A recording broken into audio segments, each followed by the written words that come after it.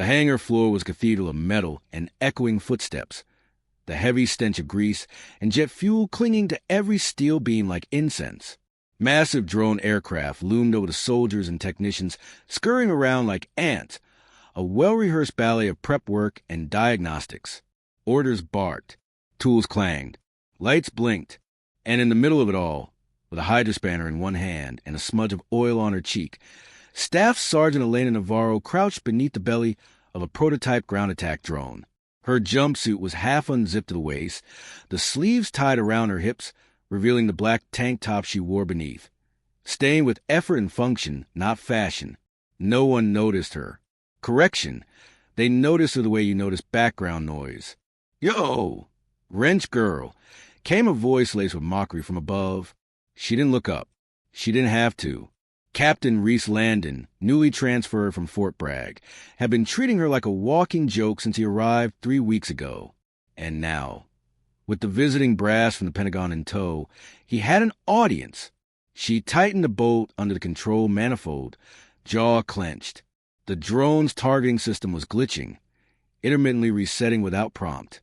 She'd seen this before. It was bad, very bad, but she needed 5 more minutes. Maybe 10. "You deaf Navarro?" Reese's voice boomed louder, intentionally drawing attention now. A few recruits nearby snorted. I said step away from the drone. We've got a live test flight for the brass. It's time for the big boys to take over. She slid out from under the fuselage with slow, deliberate calm, wiping her hand with a rag, eyes fixed on the ground. She didn't rise to the bait. Not yet. The AI loop is stalling mid-cycle, she said simply, tossing the rag over her shoulder. If you run the flight test now, it's going to lock up during altitude climb and drop like a brick. Captain Landon smirked, theatrically glancing around to make sure everyone heard her. "Oh, is that right?" he said, hand on his hip. "Tell me, Staff Sergeant, where did you get your degree in drone flight engineering? Was that before or after you flunked out of OCS and landed here in Grease Monkey Purgatory?" The chuckles came fast, mostly from the younger recruits, and a couple of officers trying too hard to blend in with the testosterone. But a few of the older NCOs just looked away, uncomfortable. They'd seen Elena work. They'd seen her rebuild an entire power coupling with nothing but a broken wrench and a soldering iron. But they stayed silent. Rank had its own gravity. "I'm telling you," Elena said evenly, eyes narrowing, "the targeting firmware is short-looping. The drone's going to misfire in test mode unless I isolate the module." Captain Landon stepped forward, chest puffed. "You're telling me?" he said, almost delighted. "Let me make something clear. Wrench girl, you're a mechanic. You fix flats and plug in batteries. I fly birds. And I'm not going to let some underqualified toolbox mascot delay a Pentagon demo because she feels like something's off." He turned toward the viewing deck above, where 3-star General Marcus Hastings stood behind reinforced glass with other high-level visitors. The general's expression was unreadable, arms folded across his chest. "Gentlemen," Landon called up dramatically, "we're about to show you what Fort Banner's latest strike drone can do." A ripple of applause followed from the deck. Elena stepped forward, voice low, urgent. "Sir, I'm not joking. You're going to kill the drone. It's not ready." Reese turned back to her with venom. "You're dismissed, Navarro." She didn't move. For a long moment, the hangar fell silent, the kind of silence that wasn't peace but pressure. You could feel it in your ribs. Landon took a step closer. "I said dismissed." Still, she didn't move. He leaned in. "You keep pushing this, and I'll have you reassigned to latrine duty so fast your boots won't catch up." Another beat. Finally, Elena exhaled and stepped back. "It's on you," she said flatly. She turned and walked away without saluting. Landon snorted and climbed into the pilot's seat of the sleek black drone, which now sat shimmering on the tarmac, like a predator barely caged.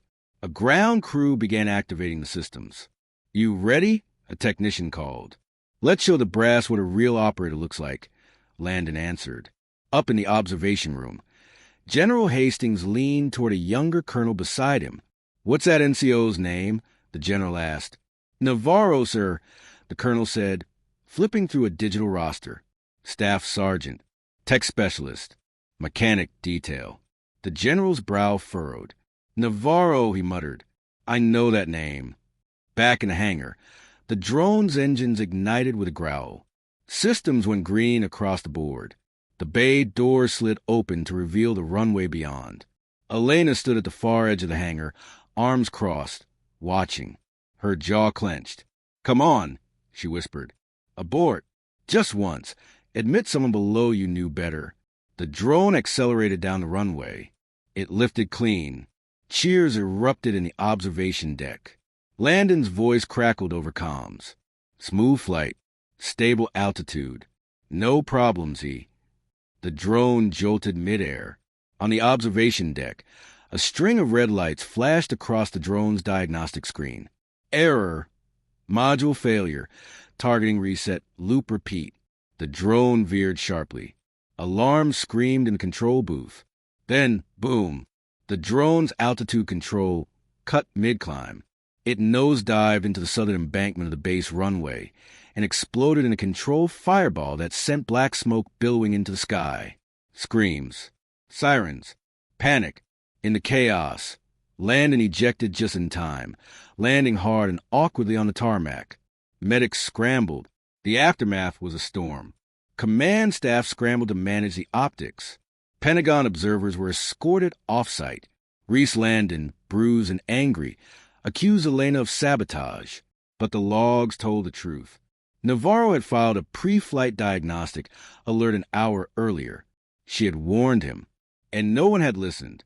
2 hours later, in the debriefing room, Elena stood in front of a panel of officers. The room was sterile, its silence punctuated only by the soft hum of ceiling lights. Colonel Rhodes stared at her like she was a problem to be solved. You ignored direct orders, Staff Sergeant, he said coldly. I gave a clear systems warning, she replied. You defied a commissioned officer in front of guests. That's insubordination. I stopped short of throwing him out of the cockpit. That's restraint. A few heads twitched at that. She's got a mouth on her, one captain muttered. She's got a brain you don't use, said a gravelly voice from the doorway. All heads turned. General Hastings stepped into the room, a tablet in one hand. He looked directly at Elena. You're dismissed, Colonel, he said without raising his voice. Rhodes looked stunned. Sir, you heard me. The room emptied slowly. Elena didn't move. Hastings approached her and stopped just short. You could have stopped the launch, he said. She met his eyes. You know that would have cost me everything. The general studied her in silence, then turned the tablet toward her. It showed an image, black and white grainy, of a young operator crouched beside a burned-out evac drone, welded with one hand while bullets traced sparks behind her. You know how long it took me to find this? He asked. Elena's eyes dropped. The general tapped the screen. I was there that day, he said quietly. You saved 6 lives. And vanished. He looked up. They call you Wrench Girl? That ends today. Cut to Elena standing alone in the hangar again, wiping her hands with that same old rag. The fires outside had long been put out, but something new had been lit. The whisper started small, among the crew, then among the command. Who is she? She used to be something else. And above them all, in his office, the general stood by the window, repeating the name under his breath. Navarro, I know that name. If you're enjoying this story, please subscribe to support the channel. The next morning, the hangar was strangely quiet. No teasing, no snide comments, no sideways glances, just an unnatural silence that followed Staff Sergeant Elena Navarro wherever she walked. The drone wreckage had been cleared overnight. Crews worked double shifts, sweeping away scorched pieces of carbon fiber, twisted landing gear, and burnt cabling as if the wreck had never existed. But even the newest recruit knew better. The incident had left a scar, and everyone had seen the general enter her defense panel. Alone. No aides. No entourage. That wasn't normal. Elena moved to the corridors with her usual economy. Quiet, eyes forward, boots striking the concrete like a metronome. She wore her usual coveralls and a faint smudge of soot on her cheek. Everything about her seemed the same, and yet something had changed. It wasn't respect. It was fear. Across the base, deep in Operations Wing, General Marcus Hastings sat in his office, staring at a locked console, his knuckles pressed into his desk. His jaw twitched with restrained focus. Access restricted. Classified. Level 5/eyes only. Override it, he said quietly. A young intelligence officer seated across from him hesitated. Sir, I need authorization.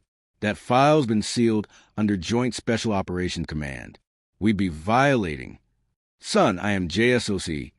Hastings leveled him with a stare. You give me that file or I'll find someone who will. The officer swallowed hard, turned back to the terminal, and typed. The file unlocked with a quiet chime. Lines of redacted text scrolled past the screen in a blink. Code names, coordinates, maps, then name Navarro Elena C. Rank undeclared operative. Unit Shadow Raven detached ops. Status classified black file. Notes embedded as combat tech with SEAL Team Raptor 9 during Operation Crimson Gale. Commendations include 3 life-saving tech recoveries under fire. Final mission involved forward sabotage of enemy comms grid. Disappeared from SOCOM rosters within 48 hours of extraction. Reassigned to Non-Combat Technical Service Division unexplained. Hastings scrolled further. There, embedded deep in the file, was a black and white photo. Grainy. Combat footage. A young woman in a torn uniform, half her face smeared in ash, kneeling beside a burned-out evac drone. Her right sleeve was rolled up, revealing a tattoo.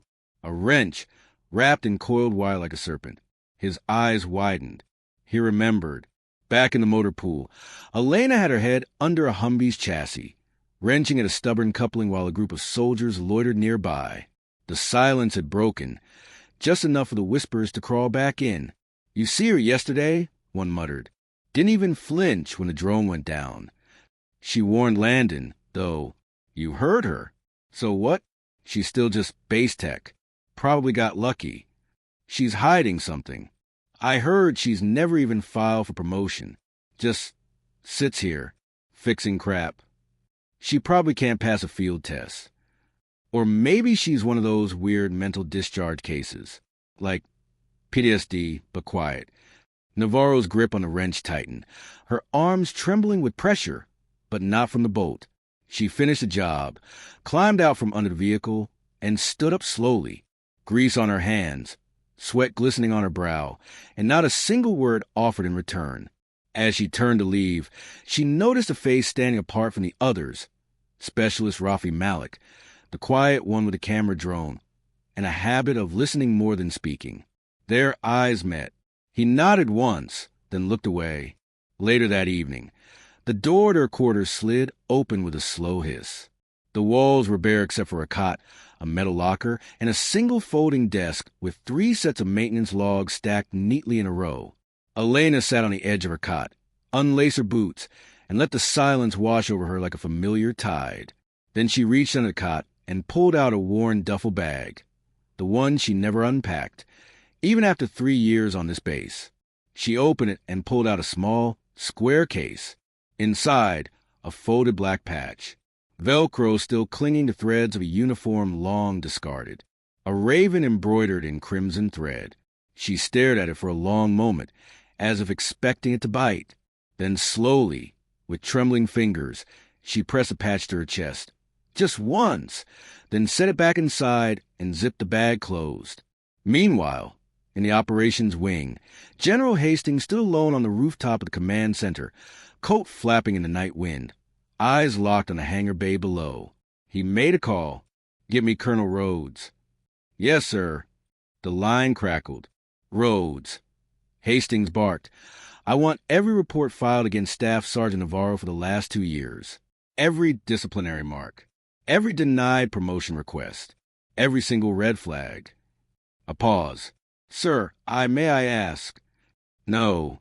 You may listen. That woman saved an entire SEAL team under live fire using nothing but broken hardware and her own damn spine. I want to know who buried her here and why. The next morning, Elena was summoned to the command hall. It wasn't a request. She walked in, flanked by two military police officers, who quickly peeled off once she entered the darkened room. Inside, a long table, a single chair, a laptop, a file, and Colonel Rhodes sitting behind the desk with a forced smile. He gestured to the chair. "Sit." Elena stared at him. "Am I being charged?" "No," he said quickly. "Just reviewed. Given everything that happened with the drone and your actions."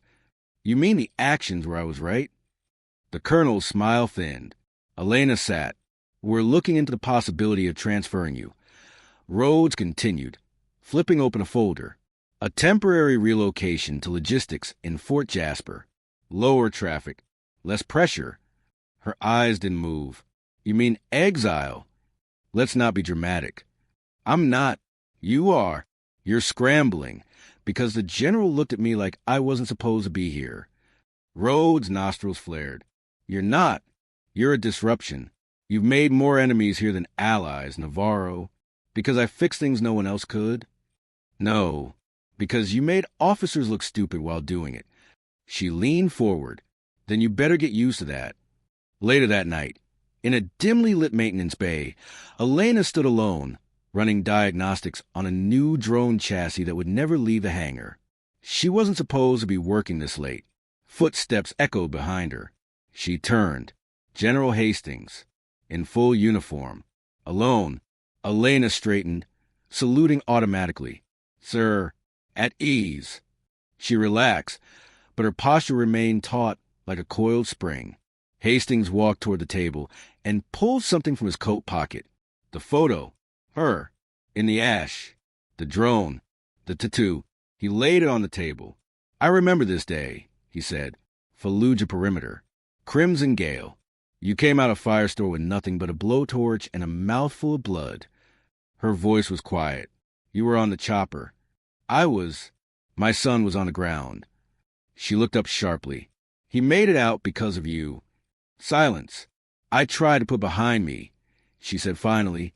"They made it clear that what I did didn't fit the uniform. I wasn't an operator. I was a tech, a ghost with the wrong kind of rank. And yet you stayed in." She nodded. "Because there are still things to fix." The general's voice was low. "Not just machines, Navarro." He stepped back. "There's a mission briefing in 72 hours. Joint operations. A new deployment. High risk. We need someone who can think like a war fighter and build like a tech." Elena blinked. "Me? You already did it once. I've unsealed your record. You're on the roster now." He turned to leave. "They'll hate me even more for this," she said behind him. He paused at the door. "Then make them fear you." And he was gone.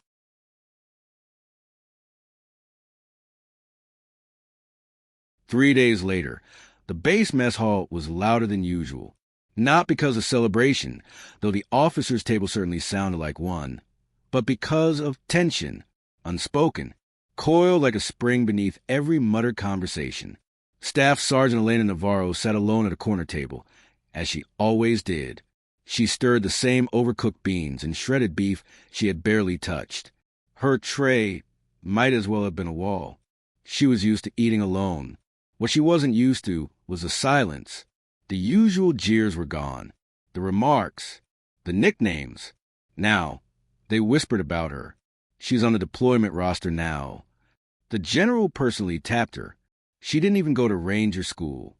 How the hell did she get clearance? At the officers' table, Captain Reese Landon, his arm still in a sling from the drone crash, sipped from a mug and leaned forward with a crooked smile. "She thinks she's untouchable now. One visit from the general and she gets hero status?" he muttered to his peers. "She's still just grease with stripes." "Yeah, but she ran the diagnostics." "She was right," said Lieutenant Kane, shifting uncomfortably. "And I'm telling you," Reese sneered, "you give these types an inch, they think they're operators." He raised his voice slightly. "Hell, if she thinks she can walk among combat engineers, maybe she should prove it." The room quieted a little. Several heads turned. Reese stood up, ignoring the sling, and walked toward Navarro's table. The click of his boots echoed in the mess hall like an announcement. Elena didn't look up until he was at her side. "Morning, wrench girl." She said nothing.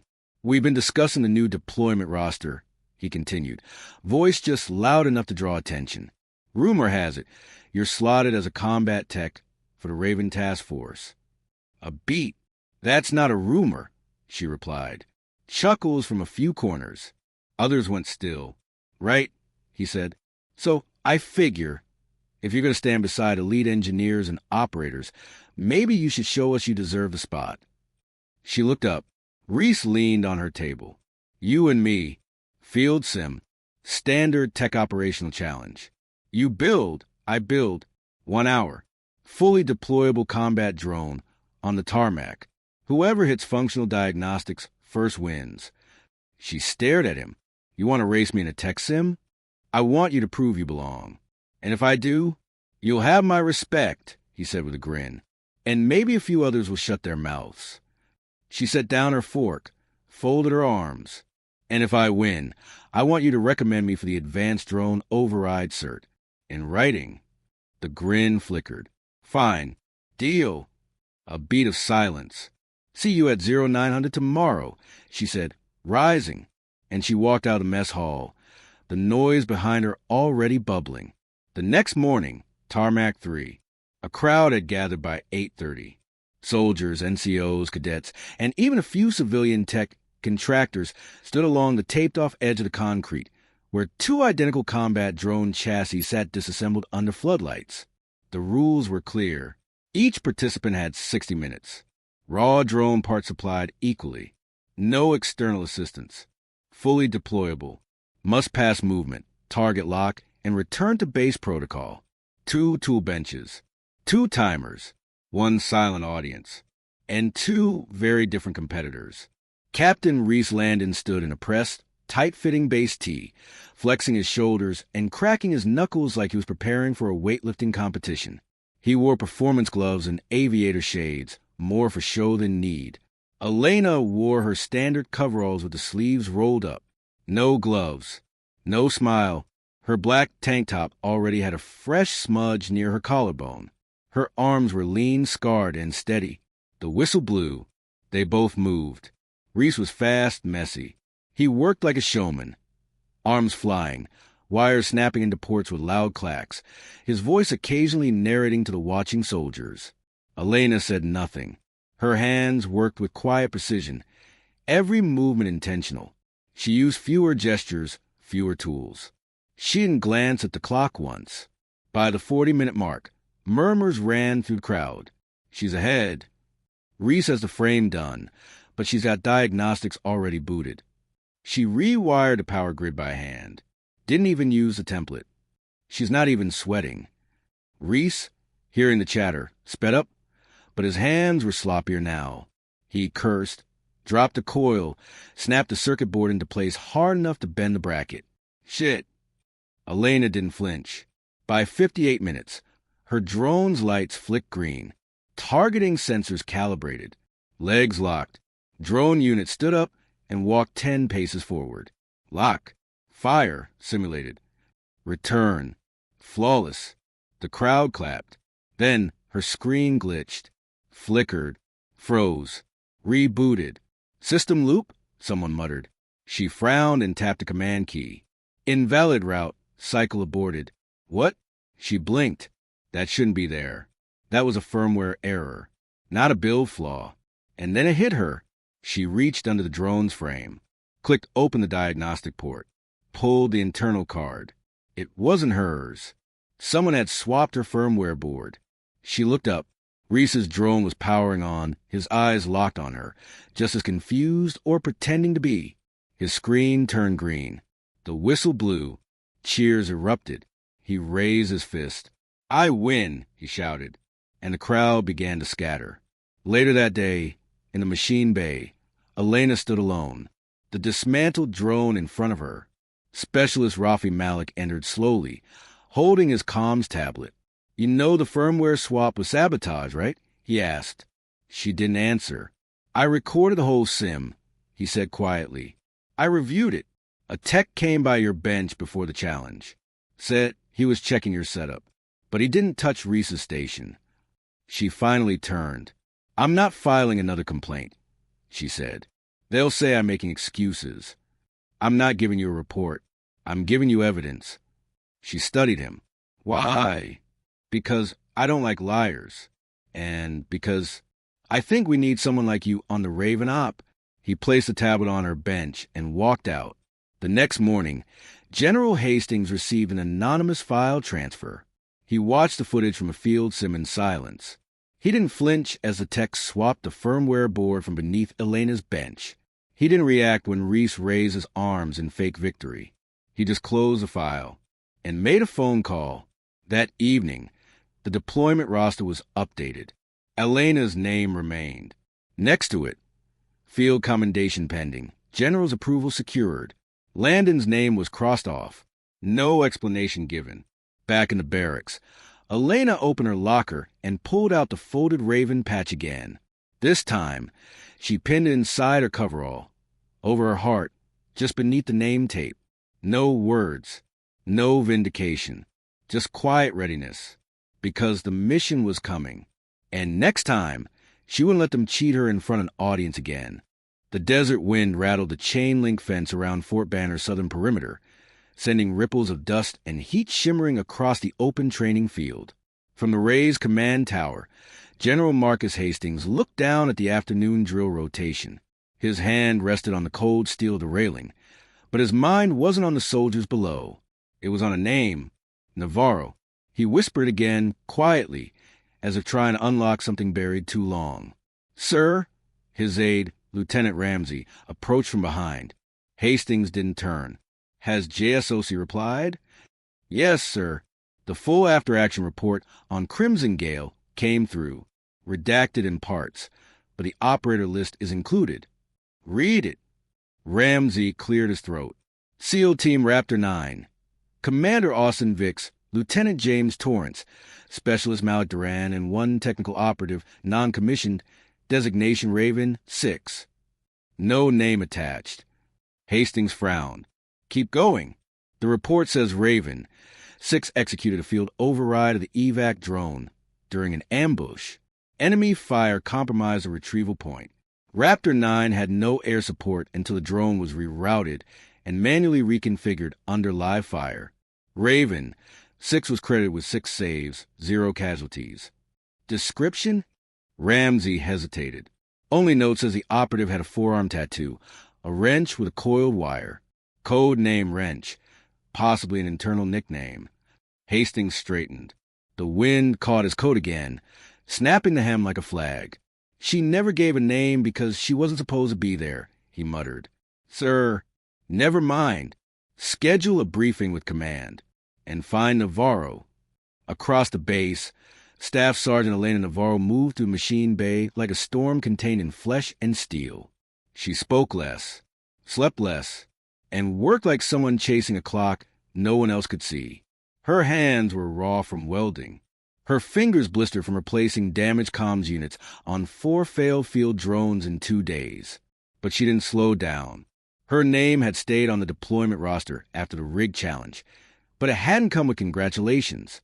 It had come with silence. The officers who once mocked her now avoided her. The recruits stared. The whispers had changed. She's a general's pet. She's dangerous. Something's off about her. Maybe she did something in the past. Something dark. She heard it all. But nothing cut like the glance from Captain Reese Landon, who now looked at her not with arrogance, but hatred. Quiet, coiled, waiting. And then there was Specialist Rafi Malik, who kept showing up where she worked, helping, mostly silent, but always watching her the way someone might watch the fuse on a bomb. That evening, as the sun sank below the horizon, Elena stood alone in the showers, her hair damp, fatigue dragging at her spine. Steam billowed around her like mist. She stared at her reflection in the cracked mirror above the sinks. Her face looked older than it had a week ago. There were lines near her eyes now, new ones. With a sigh, she rolled up her right sleeve, exposing her forearm. The tattoo stared back at her. A wrench, wrapped in coiled wire, inked in black and silver. It faded slightly over the years, but it still carried the weight of every moment she'd lived under fire. It wasn't art. It was memory. And a curse. The mirror distorted her face behind it, making her look like two people. The soldier she used to be, and the one they reduced her to. And for a moment, she wanted to scrub the tattoo off her arm like dirt. General Hastings watched the drone footage from that day one more time. It was old, degraded, but the clarity was enough. There, a young operative dragging a smoking power cell under a destroyed transport, one arm bleeding, her sleeve torn back to the elbow. The tattoo flashed once in the firelight, and with it, memory crashed in. He remembered her eyes. He remembered the calm channel screaming, "I've got this. Hold your damn line." He remembered how she rewired the drone with shaking fingers and carried an unconscious seal on her back to the LZ. No one had spoken her name that day. Just Wrench. And then she disappeared. Until now. He stood, took the photo printout, and left his office. Navarro was back in the hangar when the MP arrived. "You're being summoned," the corporal said. "Command room, see, immediate." She raised an eyebrow. "Am I being charged with something?" "Not that I know of." She wiped her hands on her rag and followed. The command room was small, sealed, and dimly lit.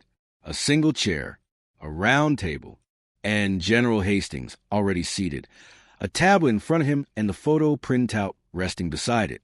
Elena stood silently at the doorway. "At ease, Staff Sergeant." "Sit." She did. He tapped the photo and slid it toward her. She glanced down at it, then at him. "You already know, don't you?"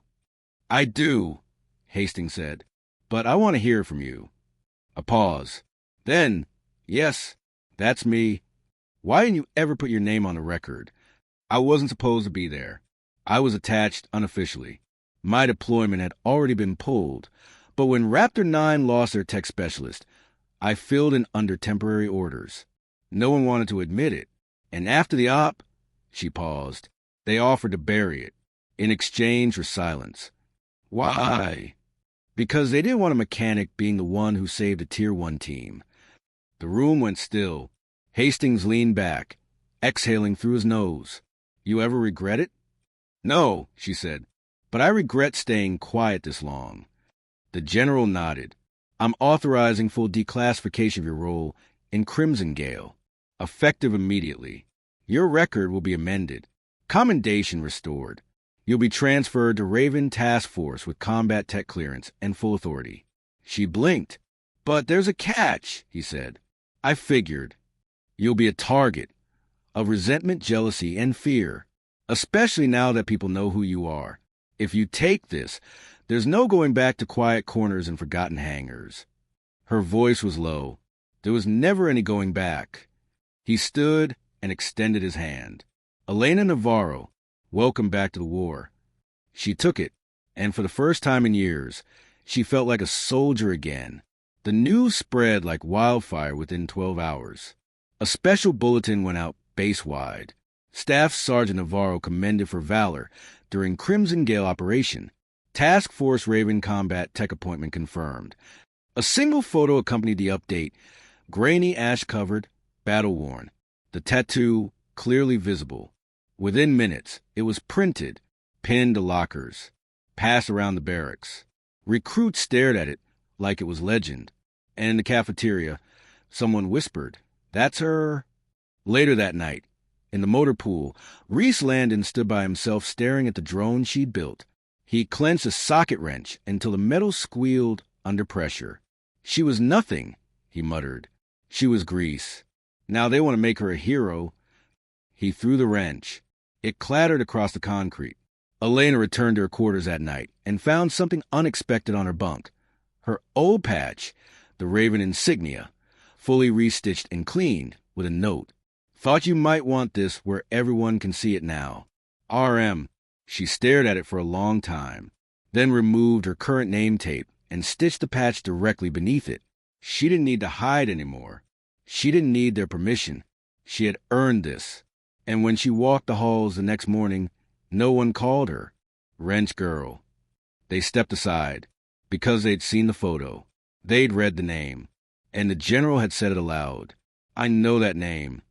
The sky over Fort Banner turned a shade darker than usual on the morning Elena Navarro reported to the Task Force Raven integration briefing. It wasn't the weather. It was a shift in atmosphere. The charged silence in the corridors. The sudden respect that had replaced casual mockery with watchful distance. Officers who once dismissed her now nodded curtly.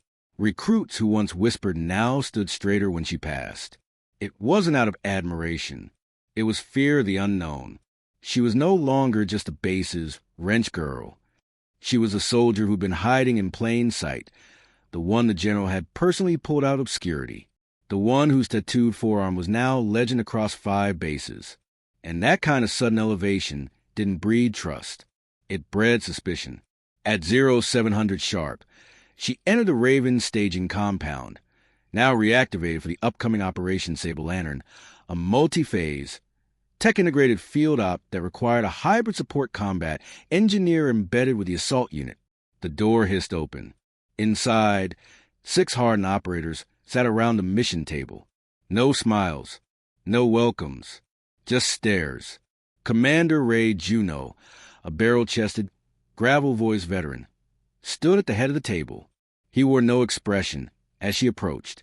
"Navarro," he said. "Sir, you're our tech. You screw up, we bleed." "Understood." "I don't screw up," she replied. "Better be true, because out there, you won't get the benefit of a write-up or an inquiry. Out there, you're either useful or you're dead weight."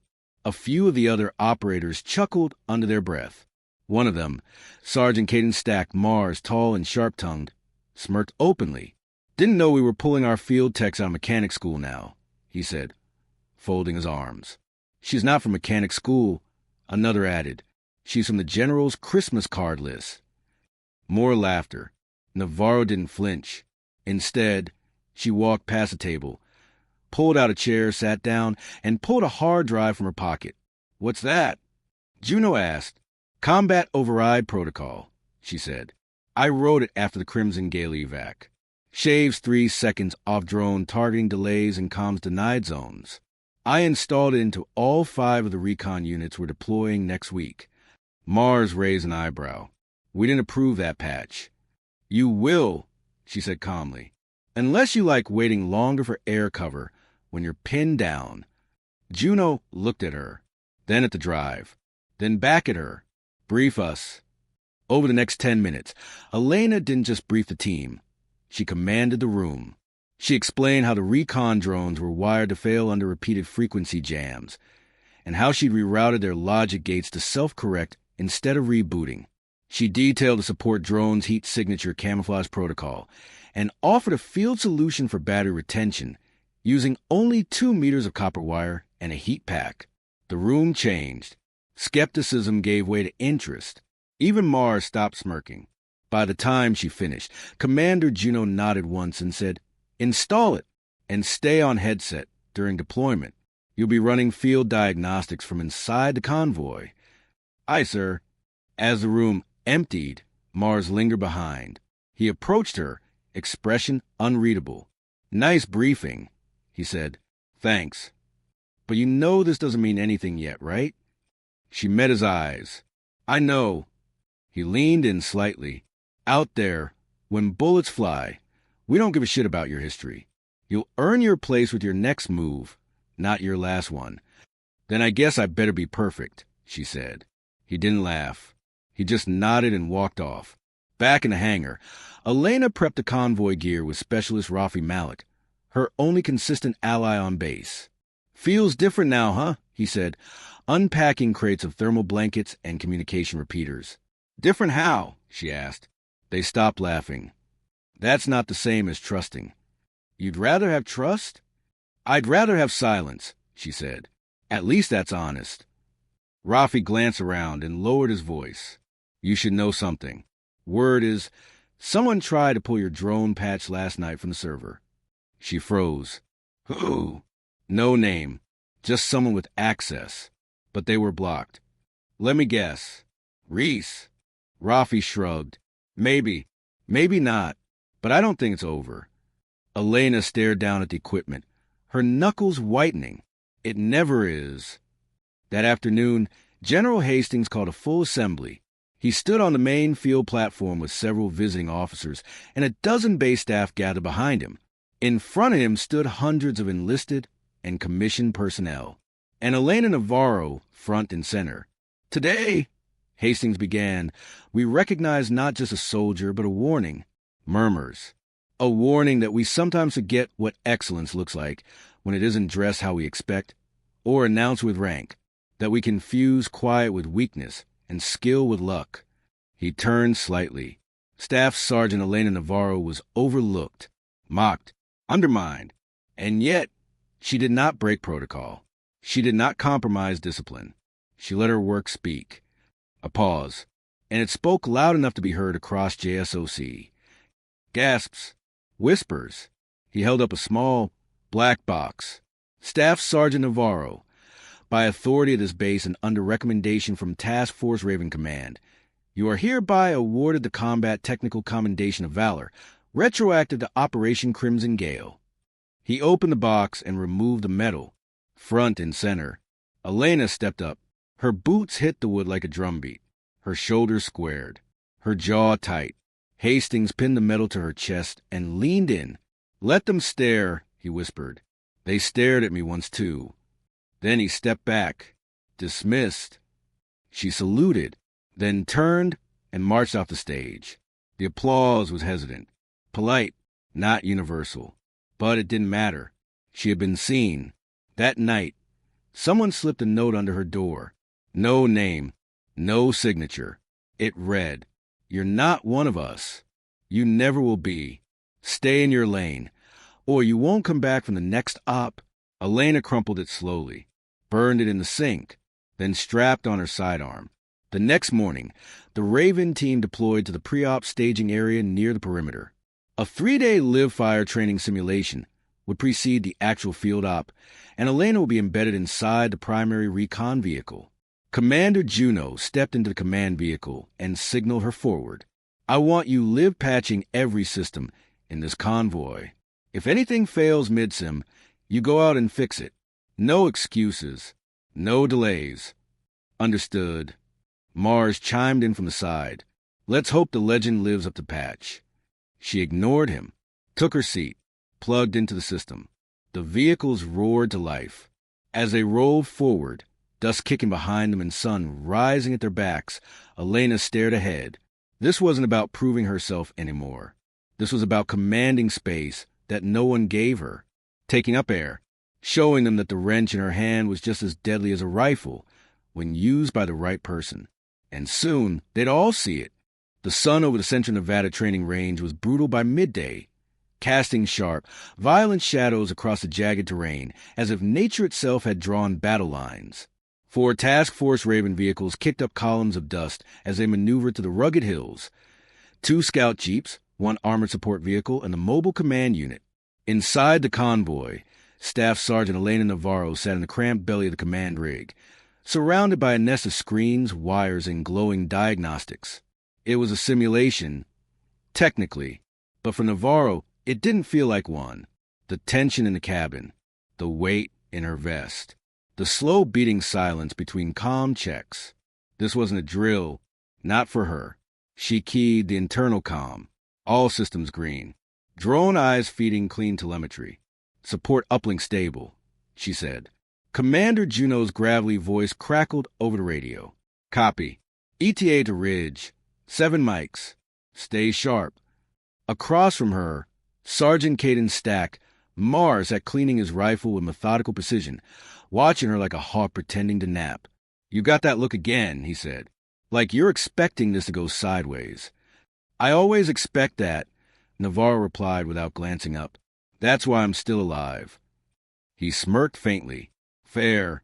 Besides," she added, "this rig's patched together with spare parts. Half the drone AI is still beta firmware, and someone tried to sabotage my override protocol last night. That got his attention." "Seriously?" She nodded. "I rewrote it from scratch. Reinstalled it across all units at 0300. Damn." He tilted his head. "When you sleep?" "When people stop trying to kill me." They crested the ridge at 1,217 hours. Beyond lay a jagged ravine, the site for Phase 3 of the training op. Simulated contact, enemy resistance, drone-supported extraction. What they didn't know, what nobody knew, was that a rogue hacker cell, contracted by the opposing force simulation crew, had escalated the scenario without proper notification. Real malware, real jamming. A true stress test of Raven's tactical tech, which meant that when the first EMP burst hit the lead recon drone, it wasn't a drill. Contact left. A voice screamed over comms. Weapons fire, not blanks. Rounds pinged off the hull of the command rig. One of the scout jeeps burst into flames. Someone was shouting, wounded. Explosions thudded against the earth like giant footsteps. Navarro's console went black. She swore under her breath, yanked open a side panel, and started rewiring the uplink. EMP blast scrambled half our drone feeds, she shouted. Jammer active. We're blind.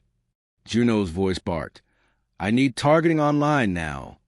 Mars was already strapping on his gear. You good in here? I'm not staying in here. You leave this rig, and you're outside protection range. She looked up sharply. The system's hardwired to the rooftop relay. If I don't reach it, you'll lose all comms. You'll all die. Then I'm going with you. No, you're a rifle. I'm a wrench. I need hands free. He stared at her for 1 second too long, then handed her his sidearm. Try not to drop it. Elena burst through the side hatch, boots hammering on the gravel. The air smelled like burnt rubber and ozone. Explosions shook the distant hill. Gunfire snapped past her head. She sprinted toward the side of the command rig, climbed the external ladder 2 rungs at a time, and threw herself flat on the rooftop. The jammer signal throbbed in her ears, an ultrasonic pulse that vibrated in her skull. She yanked open the relay box. Sparks flew. Wires smoked. The main board was fried. Damn it! She reached into her kit bag, twisted 2 copper wires together, used a graphite pencil stub to bridge a shorted node. Her fingers bled. Her breath came in gasps. Below her, a scream. Someone hit. Another vehicle blown. Chaos. Still no drone response. She shoved the graphite in place, held her breath, and flipped the switch. A hum. A flicker. Then, power surged back into console. Her headset crackled. Navarro, we see you. Drone eyes coming online. Locking targeting, yes. Command! We got Overwatch again. She collapsed flat on the rooftop, the sidearm still in her belt. She didn't move for 3 seconds. Then, Navarro, Juno bark status? She tapped her comm. Drone 1 and 2 back online. Patch worked. Return to rig. We got wounded incoming. By the time she dropped back into the command bay, her arms were shaking. Mars helped her down and handed her a hydration pack. You did it, he said, stunned. She just nodded. Rafi's voice came over the comms from a nearby recon team. That was field-grade brilliance. You just saved our asses. Juno chimed in next. Confirmed 2 drones tracking engaging. That's a direct assist from Sergeant Navarro. Even some of the ops who had never spoken to her were now sending messages. Hell of a patch. Thought she was just base tech. She's the reason I'm not bleeding out right now. By 1430 hours, the simulated ambush was suppressed. Drone units neutralized the last of the aggressors. Medics stabilized 2 wounded soldiers. And the convoy rolled back toward Fort Banner in silence. But not the same silence. Not anymore. That evening, Navarro walked back to her bunk in the fading orange light of the desert, her coveralls soaked with sweat and blood. Some of it her own, most of it someone else's. She didn't notice the people parting as she walked. She didn't care that soldiers now moved aside without sneering, without whispering. But she did notice Mars waiting at the door to the barracks. He held something. It was her wrench, the one she dropped during the rooftop patchwork. Cleaned, polished, wrapped in cloth. You dropped this, he said quietly. She took it. He stepped closer, lowered his voice. Back there, you can just save the op. You owned it. We owe you. You don't owe me anything. No, he said, firm now. You don't get to be quiet about this one. You saved people who doubted you. including me. A pause. He extended his hand. She took it. This time, the grip was real. Later that night, General Hastings stood alone on the command tower, reading the post-op report. He didn't smile, but his eyes lingered on a single line. Staff Sergeant Navarro executed field override and uplink restoration under active fire with no cover. Immediate drone recovery allowed suppression of enemy advance and stabilization of wounded personnel. He closed the file and whispered, "Now they know."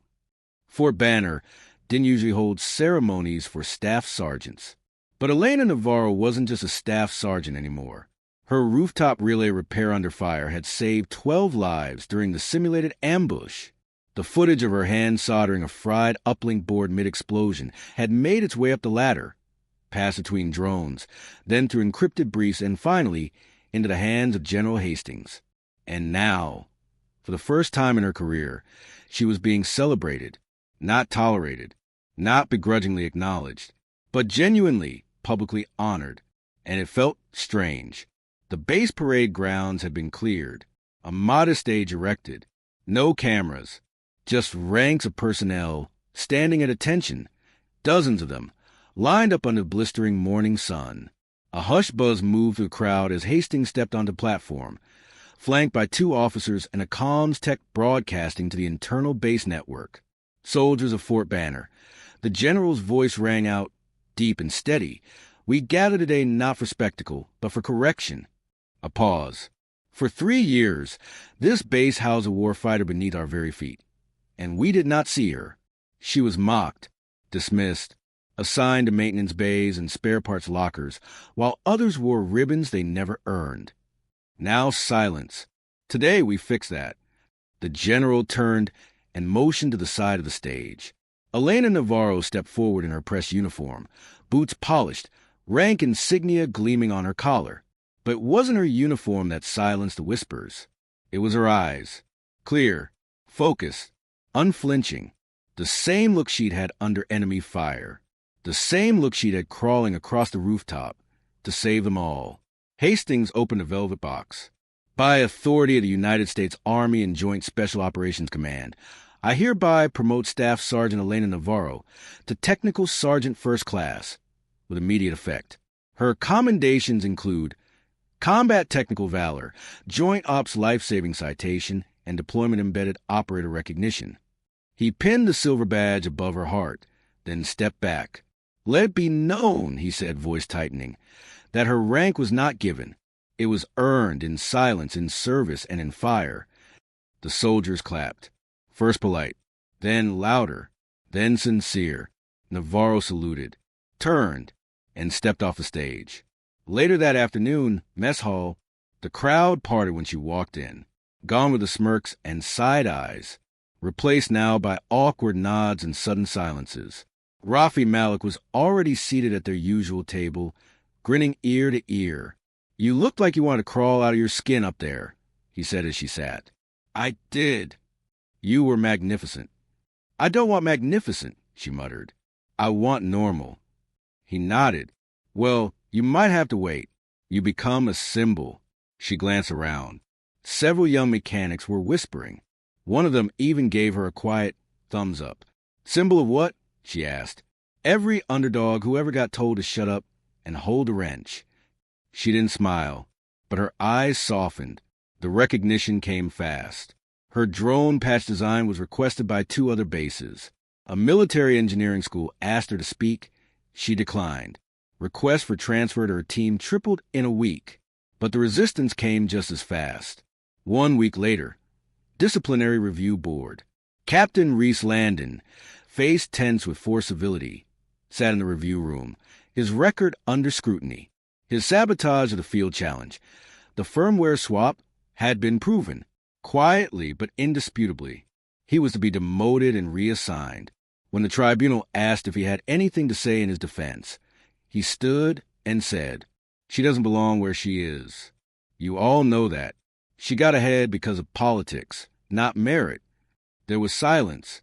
Then, from the rear of the room, a voice. "Funny, that's what they used to say about you." The board president didn't smile. Landon was stripped of his position within 48 hours. Navarro heard about it secondhand. Rafi brought her the news while she was disassembling a jam gear assembly in the hangar. "You won," he said, handing her the notice. "No," she replied, barely looking up. "I survived. There's a difference." Still, the atmosphere around her began to shift. Commander Juno, once cold and skeptical, now deferred to her mid-briefing. "Navarro, thoughts on the new drone uplink?" "I'd run the firmware twice. There's a bug in the thermal balancing protocol." "Then fix it. I'll hold the test window." Mars, once her most vocal critic, began sparring with her like a peer. "You ever sleep?" he asked, handing her a protein bar during a night repair shift. "Sleep is for officers." He laughed. "You're starting to sound like one." One moment, one shift. It happened late at night. She was walking back from the comms tower when she passed a small group of junior, enlisted women, all techs, all greasy, tired, quiet. One of them, small, pale, red-haired, stopped and said, "Ma'am, sorry, Sergeant Navarro." Elena paused. "Yes." "I just wanted to say we see you, what you did, what they said about you, and you make us think we can make it too." Elena blinked, then nodded, then "Don't waste the time I bought." But not all eyes turned warm. Some turned cold. She found her tool locker ransacked. Someone left a fake award certificate in her name, spelling technical sergeant as token sergeant. She burned it without a word. In meetings, she saw glances exchanged when she spoke. She wasn't invited to officer strategy sessions, even though her rank technically qualified her now. But it didn't stop her. General Hastings summoned her one night to his office, for the first time since the ceremony. "I assume you've noticed the pushback," he said. She sat across from him, arms folded. "Some of them will never accept me." "Then why keep going?" She looked him straight in the eye. "Because some of them already have." The general smiled, faintly. "You're not like most soldiers, Navarro." "No, sir, I'm not." "That's the point." A pause. "I want to offer you something. Commissioning track. Officer's school. Full support." She didn't hesitate. "No." He raised an eyebrow. "Why not?" "Because if I'm an officer, they'll say that's why I earned it, that I got it after I was recognized." "So what do you want?" She looked down at her hands, still calloused, still scarred. "I want to stay the wrench girl," she said, "but one they have to salute." By the end of that week, her name was spoken differently, not as gossip, not as legend, but as precedent. She did it. So can you. Navarro fixed it. Let's ask Elena. And late one night, walking back to her quarters, she heard a young recruit mutter to his friend, "I heard she rewired a drone with a pencil under gunfire." The other scoffed. "No way." Elena passed them, didn't stop, didn't turn, just smiled. The hangar looked just like it had the day she arrived. That massive, echoing cavern of metal and concrete. The scent of oil, sweat, and scorched carbon. The clatter of boots. The rhythm of clanging tools. Voices bouncing off steel. But now, Elena Navarro didn't move like a shadow through it. She moved like it belonged to her. Her nameplate read, Technical Sergeant First Class, E. Navarro, and above it, sewn carefully into the corner of her uniform, just below the shoulder seam, sat a patch that hadn't seen sunlight in years. A black raven in flight. A new class of recruits had just arrived that week. Fresh-faced, loud-voiced, and walking too fast like they were chasing some invisible prize. Elena watched from her perch on the upper maintenance deck, a socket wrench in her hand, half-focused on a diagnostic relay. She heard them before she saw them. Below her, 5 young soldiers gathered around one of the inactive drone units, arguing over components. "Dude, I swear, this wiring isn't even color-coded," said one. "That's because it's been custom wired." Some tech monkey went rogue. Another laughed. "Oh, right. Probably wrench Gurr herself," said a third, tall, arrogant, and already wearing a pair of expensive aviators like he thought he'd earned them. The others chuckled. "Is that real?" one asked. "Is there really someone on base they call that?" The tall one scoffed. "Yeah, She was some grease jockey who got lucky and kissed enough brass ass to make rank. Now they act like she's a legend or something. She's still here? She works here, apparently. But I bet she's just hiding in some tool closet, polishing her metals. More laughter. Elena stood up slowly, set the wrench down, and descended the stairs with quiet, deliberate steps. The clatter of her boots against the steel gantry drew attention. One by one, the recruits turned to face her, only now realizing someone had heard them. The tall one, still smug, straightened. "You lost, Sergeant?" Elena said nothing, just approached slowly, gloves in hand, gaze steady. "Need help with that diagnostics panel?" she asked. He blinked. "No, we got it." She didn't move. "You sure?" she asked. "Because you're trying to reroute a preamped override board through a coal bridge. That drone's not going anywhere." He looked down and saw she was right. He flushed slightly. "Yeah, well, we haven't gotten to that part yet." A few of the others backed up, uneasy. One of them finally whispered, "Wait, is that her?" The tall one scoffed again, louder now, for the others' benefit. "Oh, wow. So what, you're really her? The wrench girl everyone talks about." Still, she said nothing. "Didn't think you were real," he continued, trying to laugh it off. "Just another story they tell to make techs feel important." Then, without warning, he pointed at her forearm, the one exposed just beneath her rolled sleeve. "Is that it?" he asked louder now. "The big bad wrench tattoo? What's it mean anyway? I fix stuff, therefore I am?" His voice echoed across the hangar.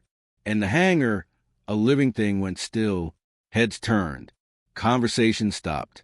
Across the space, NCOs, engineers, even drone pilots paused mid-task, because they all knew that story. They all knew that tattoo. But this kid didn't. He didn't know the fire behind it. The history soldered into her skin. Elena looked down at the ink, at the coiled wire around the wrench, black and silver, faded and real. Then she took 2 steps closer, and raised her voice, not loud, but enough to cut through the silence. "That wrench," she said, "was burned into my arm on the floor of a dead zone in Fallujah. I wired a short-range evac drone with 2 fingers and a bleeding lung while RPGs lit the sky. I dragged 6 operators out of a kill box using nothing but zip ties and a sandbag. I carried a man twice my weight across 300 meters of open terrain while holding a blown capacitor to my chest so the drone wouldn't shut down." No one breathed. The tall recruit tried to speak, then didn't. "And when the general pulled me out of the hangar," she continued, "I didn't ask for a medal. I didn't ask for recognition. I kept working, because I never needed you to believe me." She took one more step, close enough for him to feel it. "But you should believe him." A voice spoke from behind them. Gravel. Steel. Authority. "I do." The recruits turned. General Marcus Hastings stood in the doorway of the hangar, dress uniform immaculate, hands behind his back. "Technical Sergeant Navarro is the reason I'm still standing," he said. "Her actions saved the lives of my son's entire SEAL team. And that name you mocked, I gave it weight the day I said it in front of command." His eyes locked onto the tall recruit. "Do you know what it means when a general says, 'I know that name'?" The recruit swallowed hard. "Sir, no, sir. It means you shut up and you listen." He looked at the others now, at all of them, because she earned her silence. "And the next time any of you think you're ready to lead, you better pray you've walked half the distance she has." He turned to Navarro. "Carry on, Sergeant." She nodded once. He left. The recruit stood frozen. Navarro adjusted her gloves, turned to the drone panel, and began rewiring the junction they'd messed up. "Diagnostic panel's back online," she said after a beat. "You've got uplink in 5 seconds. Don't burn it." She stood, met the tall one's eyes. "And keep your boots off my deck plates." She walked away, not waiting for a response. That night, Navarro stood alone in the hangar, the lights dim, silence a companion once more. She pulled out the Raven patch from her locker, not to pin it, but to stare at it one last time. So much of her life had been defined by what people couldn't see, her file, her missions, her silence. Now they had seen it, all of it, the tattoo, the scars, the fire, They had mocked Wrench Girl, and now they knew her name. She tucked the patch back into the locker and locked it. Some things didn't need to be worn anymore. They were already carried. Somewhere across the base, a new recruit was retelling the story. She didn't even raise her voice, just stood there and made the whole room feel smaller. Another added, "The general backed her. That's all you need to know." And another whispered reverently, "She was the Wrench Girl. And now she's the reason I'm still here." Final scene, morning light.